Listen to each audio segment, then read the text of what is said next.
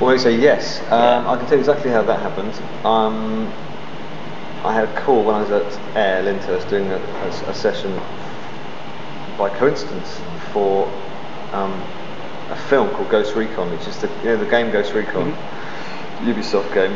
They want to get into movies apparently, and they decided to make a short movie, 20-minute movie, based on Ghost Recon. And they spent millions on it. I mean, they've done it. They've got Ridley Scott's production company to run it, and a composer I work with a lot, Daniel Pemberton, did the music. So I was there conducting an orchestra doing that, and I got this call from the LPO. So I was kind of thinking video games, and they said, "Would you conduct a concert in September with the LPO at the festival hall, video game stuff?" So obviously only a fool would say no to conducting the LPO at the festival anyway, whatever. To be honest, if they'd been doing, I don't know, hits from The Little Princess or my daughter's favourite Disney films, I would have done it, because at the moment the LPO is definitely, right up there with any orchestra in the world, and they have that. I go and listen to them a lot in London anyway, and they're phenomenal. So I probably would have said yes, whatever it was, but actually the video game thing appealed to me as well, because it kind of exactly matches the span of my life as well. And I was there. I mean, I was born in 1969, so the first proper video games came out in about 70, 71. Space Wars and those sort of. No, Space Wars was earlier, but then the sort of Pong. Those first little games everyone knew, and obviously I wasn't aware of them, but I did have an Atari console when I was 8 or 9. I did have the ZX81. So I kind of had fallen out of playing them a little bit recently, but I'd seen it all the way through, and so the idea of going back and looking at the early ones, the new ones as well, was just kind of fun. I have to say, the curveball was that we got through the whole conversation about doing this concert, and in my mind I'm thinking, well, they've got all the charts. I'll just be, basically I'll have to learn the music and turn up and conduct. And then it emerged right at the end of the conversation. They wanted to record an album of the music beforehand, which is, I mean, particularly when we're using technology and drums and synths and stuff, that is not a straightforward thing to then just knock that out before you've got a live gig. And it had to be quite carefully planned. So the album, and there was no music, so I had to take everything down by ear or do new arrangements. So it has turned into really quite a big, big tricky project actually. But I don't regret saying yes to it. I had a list from the record label X5, who, I mean, they've never done a video games album before, and they mainly do. What's the clever name for people? I think it's a record. They call it an agglomerator label or something. They basically collect music from other sources, and they release compilations, albums, or I've got the wrong term there, but there is a term which means that they collect. They don't commission new recordings usually. I don't think, but they did commission the LPO 2 years ago to do a best of classical albums, and they recorded the greatest classical hits. So they had a relationship with this label. The label said we'd like to do an album of video game hits. I think they pretty much went down the list of what the biggest selling games were. Sure.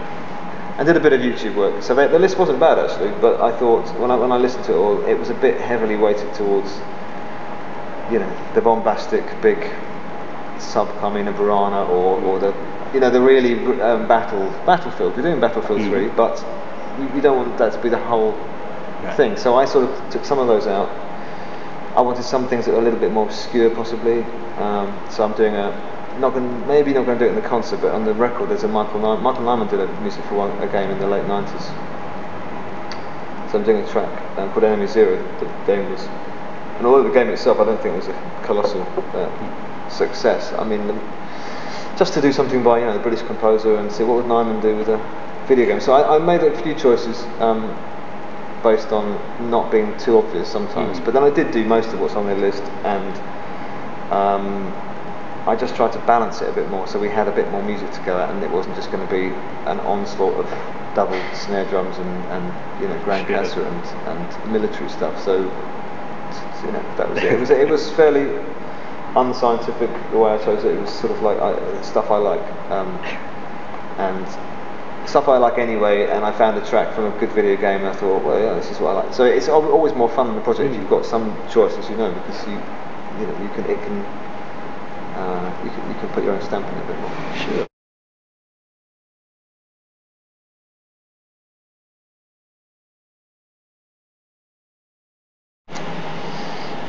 I think it's incredibly important, and the only you need to go online and look at how many hits if you go and find a YouTube, like I was checking out some games, you go and put in Call of Duty Modern Warfare 2 theme tune, YouTube.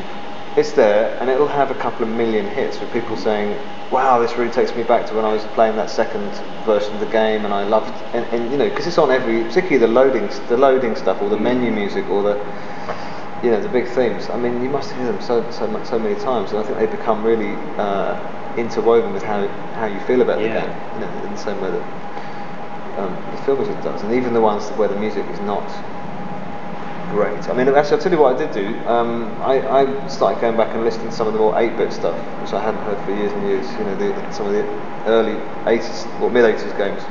And as soon as you hear the sound, in a particular game you've played a lot of the missile hitting the silo or whatever the thing you hear is, it takes you straight back, and I realised that the memory of those sounds is just in there, isn't it? Yeah. So I think it's really important. I have to say, from looking through it all, I think it feels like the music side of video games is kind of where the music was in films in the early 30s. I mean, it feels to me like it's not yet. I mean, it's only just starting to get its potential, reach its potential, or even begin realising it. Because it's only a few years ago where you'd be given 2 megs to play with, I think, as a designer for music and the whole game. And now they're going down. They're using some big film composers. Simmons done scores, hasn't he? And Harry Gregson Williams and people like that. But I sort of, but there's a colossal amount of music in a video game, and I sort of feel like the music out there so far, I wouldn't say we were exactly spoiled for choice with loads of great music, to play. In all honesty, that might be a bit unfair, but I think it's kind of developing, and certainly it's nice to be doing a video game concert at that stage. Imagine doing a concert of film music in the early 30s. People would think it was a joke. Yeah. They would have thought, film music? What are you doing a concert for film music for? That's just stuff that goes on the film. Just goes on the film, Whereas, and they had great composers like Korngold, who weren't, who's legendary now. Was supposedly one of the most talented composers since Mozart, and he was supposed to be the new Mahler, all that stuff. I mean, he wrote a great symphony at the age of 11. I've forgotten the name of, but a pre-film thing. Oh. So he was fantastic, but no one thought much of his film stuff to start with, I think. So I think the video game industry may be at that kind of stage, which is interesting. So, like you said, if the film music gets more a memory of it, yes, makes it important as well. I think it does. I think it does.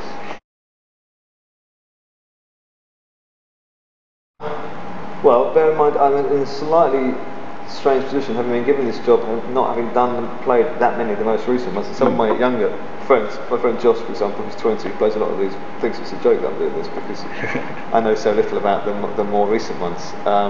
So from a purely I'm just going on a purely musical point of view.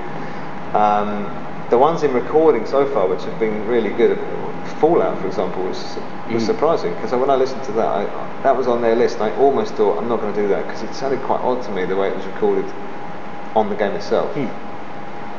But that sounded really filthy in the studio with the orchestra doing it.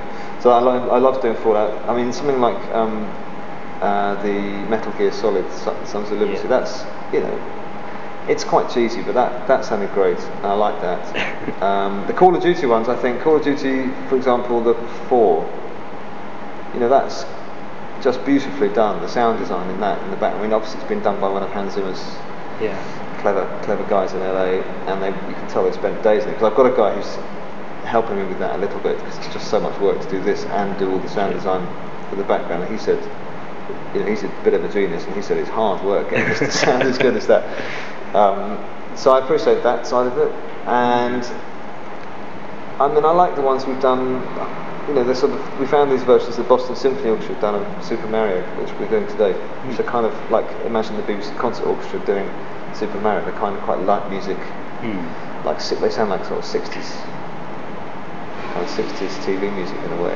And I quite like some of that kitsch sort of stuff. So I've quite enjoyed the kitsch thing, but I haven't got a great deal of knowledge about, actually, as far as the game playing goes, what the best music to go with. I mean, I'm not really in a position to comment on that, although I have.